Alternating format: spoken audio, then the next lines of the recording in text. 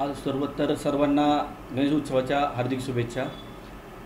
मी तर गणरायाकडे एवढंच साकडं मागेल की जसा पिंपरी चिंचवडमध्ये विकास तर व्हायला पाहिजे, पण या विकासाच्या मागे जो भ्रष्टाचार चालू आहे त्याच्यावरती कुठेतरी अंकुश राहायला पाहिजे। आता पालिकेमध्ये नगरसेवक नाही आहेत, तर अधिकाऱ्यांची मनमानी जी चालू आहे ती पण थांबली पाहिजे। त्याचप्रमाणे जे मोठे मोठे प्रकल्प येतात आहेत ते विकासासाठी खूप महत्त्वाचे आहेत। पिंपरी चिंचवडमध्ये विकास तर व्हायलाच पाहिजे, पण त्या विकासाच्या नावाखाली जो बकालपणा चालू आहे, जो भ्रष्टाचार ह्यामध्ये चालू आहे तो थांबला पाहिजे। जे प्रकल्प आपण नव्याने येतात आहेत किंवा जी स्मार्ट सिटी झाली, आज स्मार्ट सिटी झाली आणि एका पावसामध्ये स्मार्ट सिटी थांबली, एवढं मोठं जर काम होतं आहे आणि ते काम होऊन पण जर त्याच्यामध्ये क्वालिटी नसेल तर त्या कामाचा फायदा काय आहे?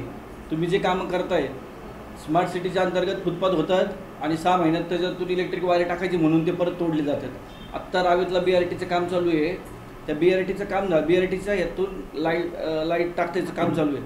म्हणजे BRTचं काम केलं, 6 महिने झालं रस्ता नाही झाला तर तुम्ही लगेच ते खोदले परत। मग तुमच्याकडे नियोजन काय?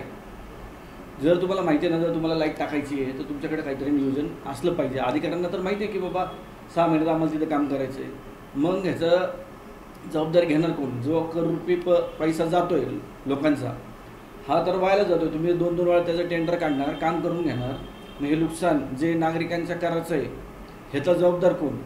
तुम्ही ठरवून घ्या की बाबा आम्हाला आता हे काम करायचं आहे, 6 महिन्याने आमचं ते काम असणार आहे। तुम्हाला तर माहिती आहे, मग ह्या भ्रष्टाचारावरती अंकुश ठेवायचं काम कोण करणार आहे?